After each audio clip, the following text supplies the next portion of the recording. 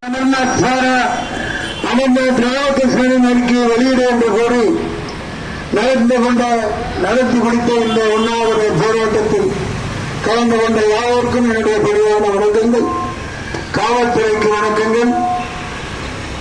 தங்கள் பங்களித்து தமது இன்னொரு அருமையான உரைகளை ஆற்றிச் சென்ற தோழர் தியாகு திருமதி ராமச்சந்திரனையா மற்றும் அனைவருக்கும் நன்றி கூறி இப்போது நன்றி உரையை செல்லப்பாண்டியன் தமிழ் தலைசால் வீரன் செல்லப்பாண்டியன் ஆற்றுவார். இரண்டோ கோரிக்கைகள். அங்க உட்கார்ந்த உடனே எலெக்ஷன் அனௌன்ஸ் பண்ணிட்டான். அப்ப மெஷின்ல சூடு வச்சுட்டான்னு அர்த்தம். ஓட்ட மெஷின்ல வச்சுட்டான் சூடு. அது யாரும் கண்டுக்க மாட்டேங்கிறாங்க. இந்த எலெக்ஷன் இந்த ரூம் அப்படின்னு கதைதான். ஈவிஎம் ஒழிச்சாதான் இந்த நாடு ஏற்படும். கீழடி ஆய்வறிக்கை உடனே வெளியிட்டு தான் மோடி டெல்லியில இருந்து கிளம்பணும். அடுத்து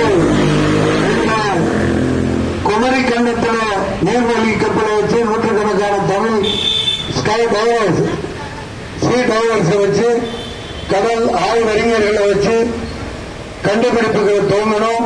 உள்ள குமரி கண்டத்தில் ஆயிரக்கணக்கான கிலோமீட்டர் மடகாஸ்கர் வரைக்கும் நமது கட்டிடங்கள், நமது புறையிடங்கள், உறைவிடங்கள் கிடக்குது. அதை ஆராய்ச்சி பண்ணி அதுல சுற்றுலா மாதிரி பண்ணி ஸ்பேஸுக்கு யாரை அனுப்புறதை விட்டுட்டு, ராக்கெட் அனுப்புறதை விட்டுட்டு எங்கள் தமிழ் நாகரிகத்தை வெளியே கொண்டு வரணும். அதன் அனைத்து கிரெடிட்டுகளும் எங்கள் தமிழ்நாடு அரசுக்கு வரணும் என்று கோரி ஒத்துழைத்த அனைவருக்கும் நன்றி கூறுகிறேன். இப்போது வீரர்களை அண்ணன் செல்லப்பாண்டியன் அவர்கள்.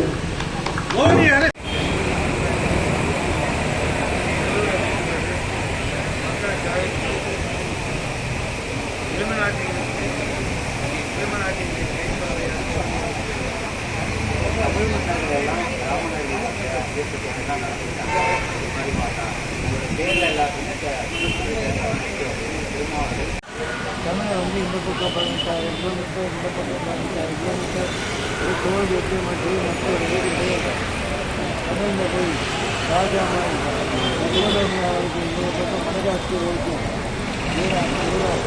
கம்போடியா இப்படி பல நூற்றுக்கணக்கான நாடுகளுக்கு வியாபாரம் செய்ய 16